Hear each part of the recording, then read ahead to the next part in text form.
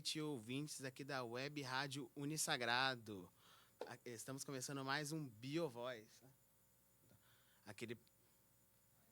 desculpa. Agora. Mais um BioVoz, o seu programa de biologia na rádio.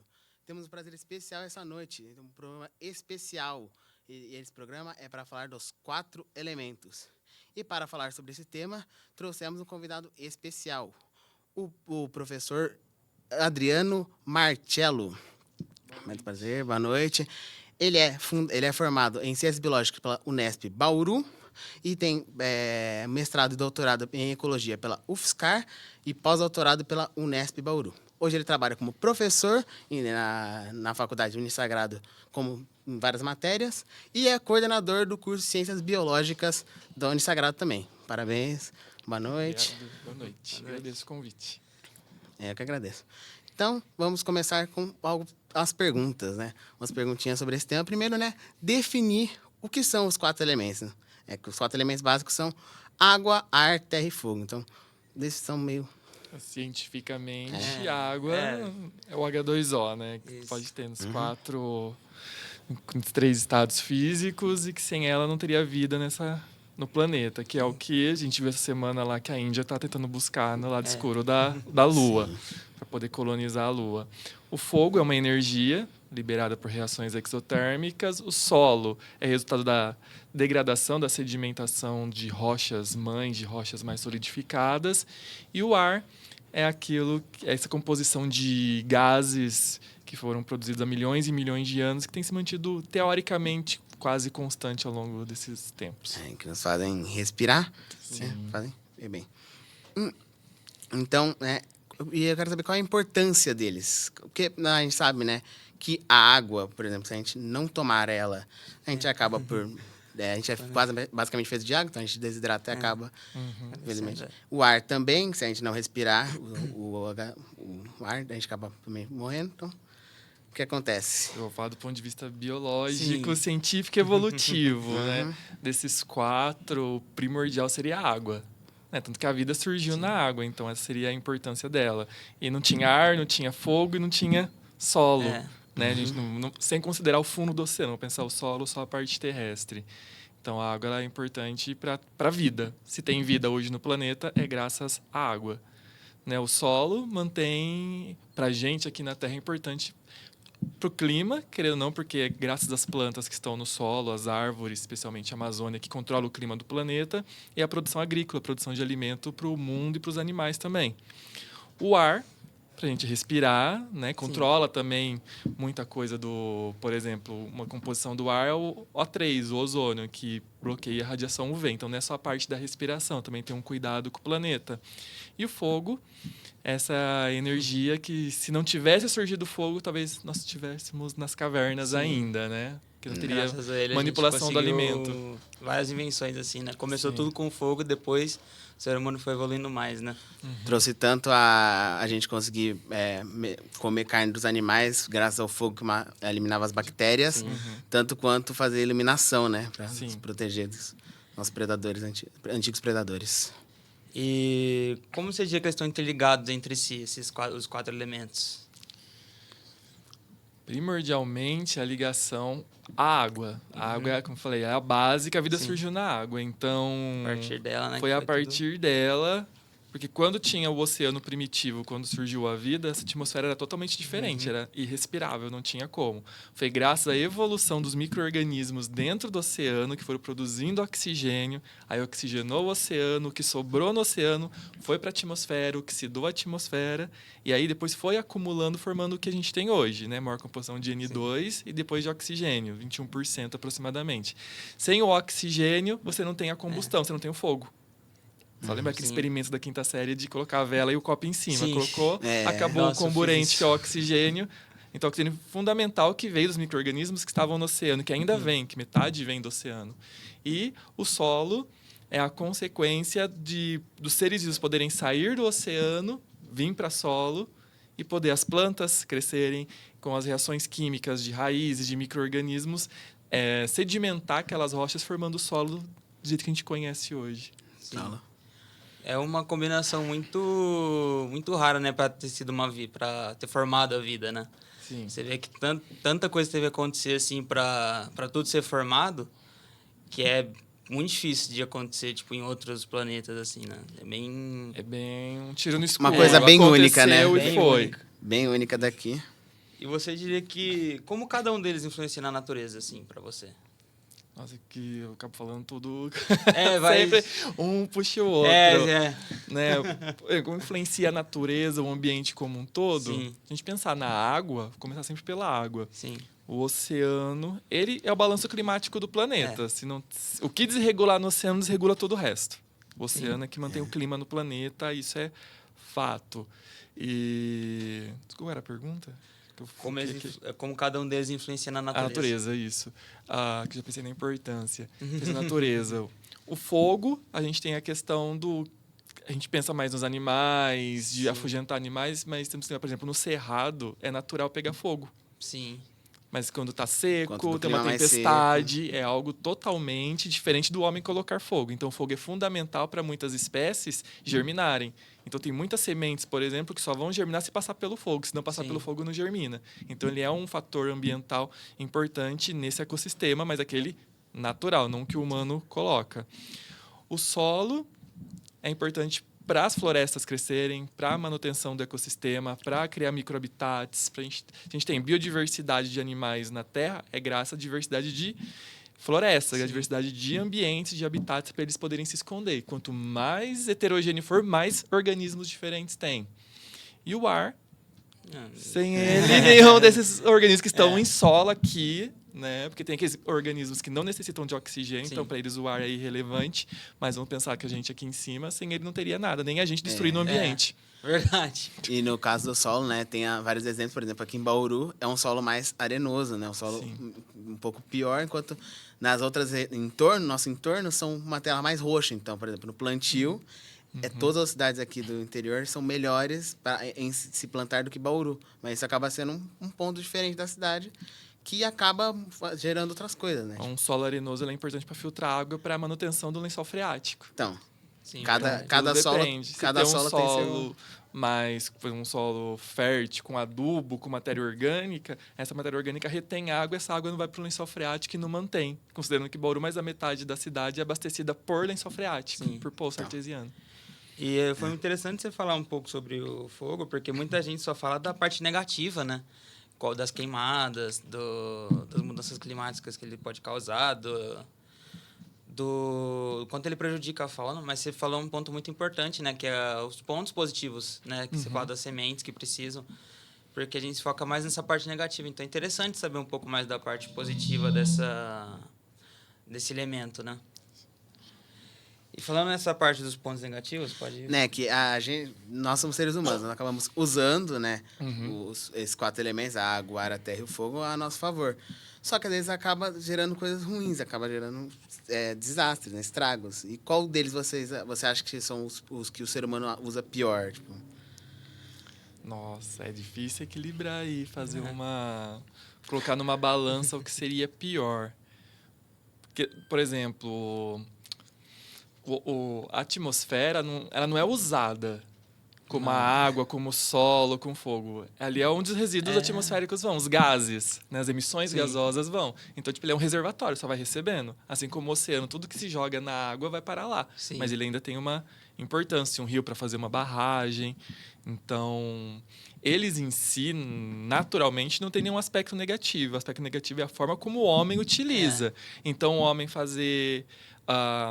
não utilizar a rotação de cultura. A maneira, às vezes, insustentável de alguns processos de agricultura, não todos, né?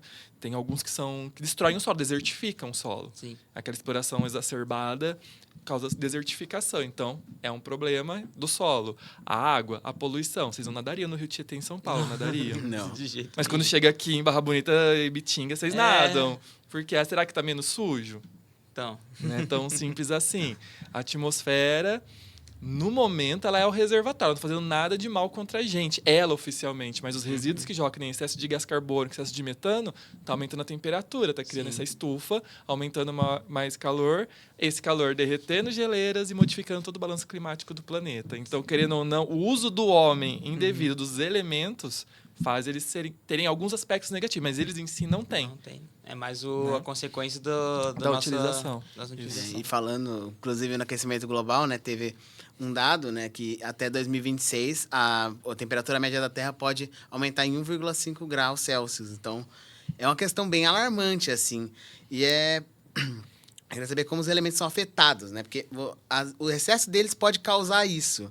Mas como que, às vezes, essa questão do aquecimento global da atmosfera da Terra está se ruindo e a Terra aumentar de temperatura, como pode afetar eles? Com o aquecimento global aumentando, já está aumentando, vocês já estão vendo como que está a situação. Sim, Um inverno quente, agora, ontem, hoje que está frio, mas olha como que está acontecendo no hemisfério norte. Sim. Temperaturas extremas. Né? E eles vendo que a coisa é real, não é brincadeira de cientistas. Então, o que o aquecimento global pode fazer? Primeiro, mudar as correntes oceânicas. Mudou as correntes oceânicas, muda todo o balanço climático do planeta. Se muda o balanço climático do planeta, a gente pode ter uma glaciação. Então, uma coisa que já espera é que o aquecimento vai levar ao resfriamento do planeta. Isso já se sabe. Então, metade do hemisfério norte vai virar gelo. Que já está acontecendo, porque os invernos também são extremamente rigorosos, cada vez ficando mais rigorosos. Aqui também, né? Querendo ou não, eu pelo menos tudo ao extremo. Ver tempos mais frios do que... Essa semana mesmo, você vê dias pegando 35 graus e anteontem, pegando 18, 17. E a gente tem a ajuda do El Niño que está ocorrendo esse ano, Sim. Né, que faz tudo isso acontecer. Então, mais o aquecimento global junto é um somatório, né? É um efeito sinérgico. Um causa, o outro causa. Quando os dois se unem, aí destrói tudo. Com o aquecimento global, em relação ao solo, a gente tem destruição das florestas. Morte de micro-organismos que estão no solo e vai se tornar menos produtivo. As florestas têm, desmata a Amazônia e depois cresce de novo. Não cresce, que a Amazônia foi formada, ela se desenvolveu há milhões de anos atrás, quando o continente estava em outro posicionamento. É totalmente diferente agora falar, vamos replantar a Amazônia. Não é bem assim que funciona. O buraco é mais embaixo, mas é bem mais complexo, quase impossível. É, complexo. E, seguindo um pouco, dentre os afetados negativamente, um dos principais são a água e a terra, né, que são afetados pelo aquecimento global. E o que a gente pode fazer para cuidar mais deles, né, de a gente ter um pouco mais de cuidado com esses dois elementos? É complicado, porque a gente fala, mas tudo chega em política, porque depende de políticas públicas. Se quem governa um país, um estado, uma cidade não tomar atitudes, não adianta nada cientista ficar jogando 1000 dados por aí. Sim. Né? Tanto que as políticas públicas deveriam ser baseadas nos dados científicos. Em alguns locais fazem, na maioria, infelizmente, no Brasil ainda não é assim que funciona, infelizmente, quem sabe um dia. E a gente teria que tomar, primeiro, a educação ambiental, né? Ter essa consciência de que nós fazemos parte desse ambiente, o homem e mulher não é algo à parte, a espécie não é à parte, a gente está vendo agora. Quem sabe agora, com todos esses acontecimentos, especialmente vê lá, por exemplo, em Phoenix, nos Estados Unidos, que estão pintando as ruas de branco para refletir luz solar, para reduzir a temperatura. Então, olha o ponto que chegou, pintar ruas. Sendo que tem coisas muito mais simples que podem ser feitas. Bauru está muito quente. Pode passar em qualquer avenida. Tem árvores que estão sendo cortadas. Sim. Então, se não tem árvore, você não tem umidade. Se não tem umidade, você não tem temperaturas mais amenas. Inclusive, a da minha rua, eu tinha uma árvore muito grande lá, tiveram que cortar por conta dos carros terem que parar. Então, tem alguns casos de árvore que eu participo também do comitê municipal de meio ambiente. E a gente tem que analisar quando uma árvore está doente, por exemplo. Está doente, qual é o risco de cair, machucar uma pessoa? Aí sim, mas depois de avaliações, caso, né? A árvore está doente, ela vai morrer, ela vai cair, vai machucar uma pessoa. Outra coisa é cortar aleatoriamente. Porque tá para não Só pegar por cortar. Carro, para não... Só para não, por questões estéticas ou por que os outros querem. Mas a importância daquela árvore. Construir algo aqui. Isso aqui, ao invés de fazer uma construção em volta da árvore, Destrói ela. Aí tem que falar, compensação ambiental. Eu vou tirar daqui e planto em outro lugar. Tá, mas aquela árvore estava aqui. Ela tinha uma função aqui. Aquela mata tinha uma função aqui. Você vai colocar... E geralmente, quando faz essa compensação ambiental, coloca uma outra espécie, uma coisa nada a ver. Totalmente tipo, diferente. serviço... Um dos focos hoje da ciência, e até da economia, tá entrando, é falar em serviço ambiental. Sim. Que é o serviços ecossistêmicos. O que eles oferecem para a gente? Que nem o oxigênio. A gente tem de graça. porque não conseguiram encanar ainda, porque senão a gente pagava até isso. Mas é um serviço gratuito, a limpeza da água na natureza é gratuita. Então, quanto que isso vale? Então, estou começando a monetizar isso, porque na hora que fala em dinheiro, aí o povo já começa a prestar atenção. Já começa a mudar de figura. Quando não mexer no bolso, vai continuar do jeito que está. Infelizmente. Se pensar, falando da pandemia, tinha muitos hábitos que as pessoas não tinham. Foram ter por causa de um problema que foi afetado. Tiveram que se falar de lavar as mãos, né? Sim, tinha muita gente que não sabia que tinha que lavar sacola de mercado, os produtos que chegam do mercado. Tem gente que está com esse hábito até hoje. Sim. Alguns já perderam, mas foi um hábito que foi criado, porque sabe a importância e olha o problema que causou muitas mortes, infelizmente. Lembrando que você está assistindo o BioVoice, o seu programa de biologia na rádio. Aqui fazendo um programa especial de entrevista com o professor Adriano Marcelo sobre os 4 elementos básicos: água, ar, terra e fogo. Beleza, seguindo aqui com as perguntas. Essas primeiras ideias, né, dessas teorias dos 4 elementos da natureza, né, ela veio de um filósofo pré-socrático chamado Empédocles. Falei certo? Falou, tudo certo. Tá. Que seria como uma base como o mundo teria sido criado, né? Você acha que... Assim, a gente sabe que já não é mais tão simples assim. Tanto que existe tabela periódica lá com muitos elementos.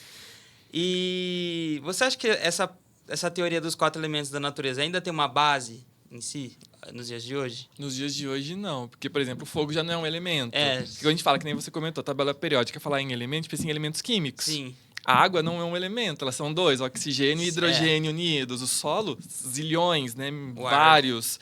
O ar, temos nitrogênio, oxigênio, argônio, CO2, temos várias coisas. Então, foi uma primeira ideia, que nem os pré-socráticos tinham umas ideias de como o mundo seria, que nem o átomo, indivisível. A gente sabe que é divisível, bem divisível, por sinal.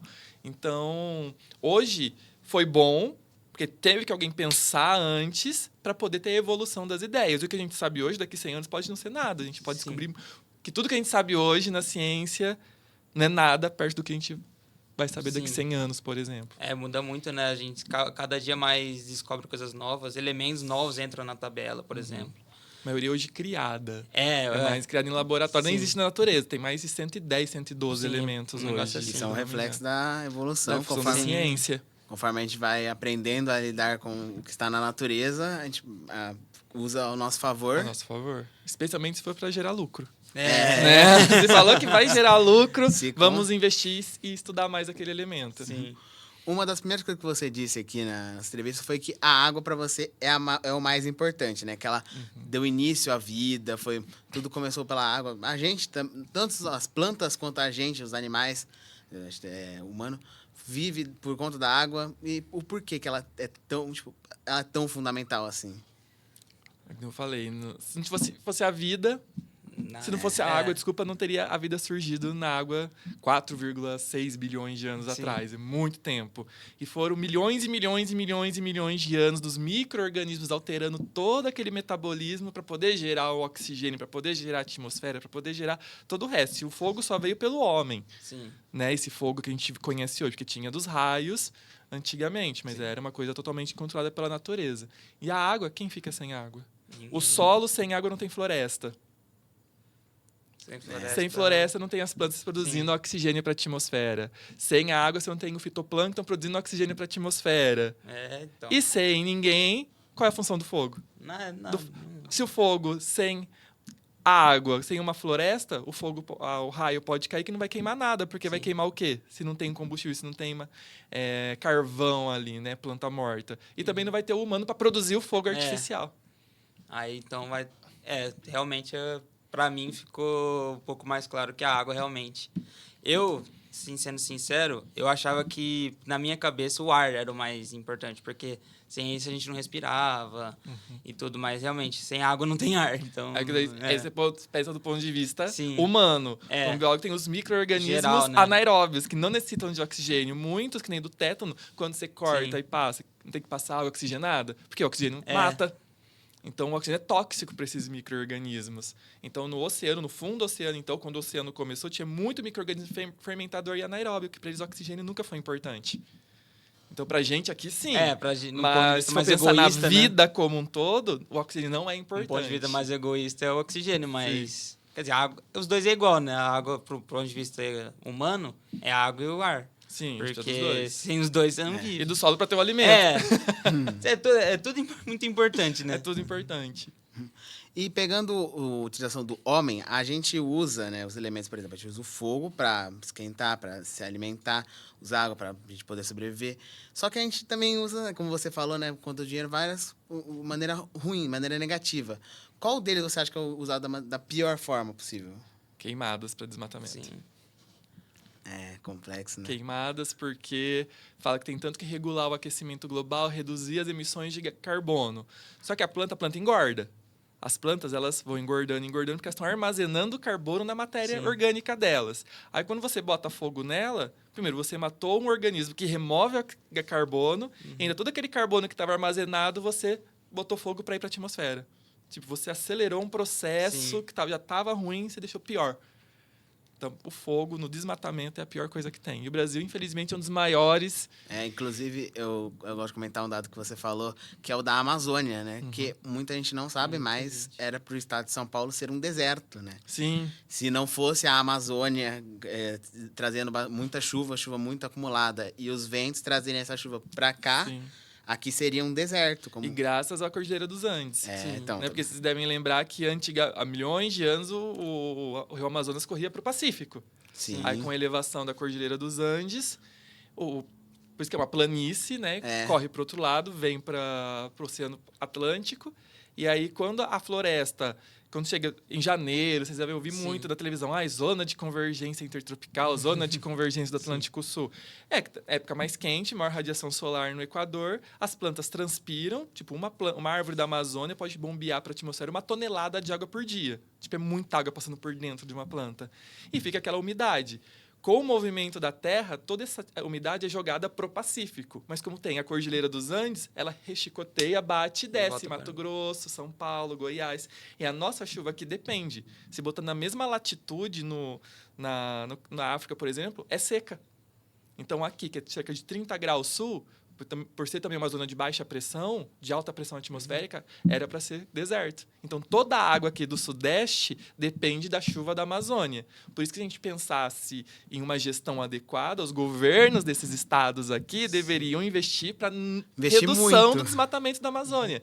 Porque a gente vê, quando tem seca aqui, para tudo. Sim. Como já teve e está sempre tendo, né? Quanto tempo não chovia aqui na região, por exemplo? Estava há 30 dias sem chover em Bauru. 30 dias. E a chuva que teve não foi suficiente, porque primeiro a chuva tem que vir, umedecer o solo, depois ir acumular. Sim. Não é assim, choveu, já estamos livres, está tudo perfeito. E é isso, então, fechamos por hoje. Muito obrigado, Adriano, foi uma ótima entrevista. E é isso, rapaziada, ouvintes do BioVoz, encerramos por hoje. Muito obrigado e até a próxima edição. Até a próxima. Você ouviu BioVoz, o programa número 1 de biologia na rádio.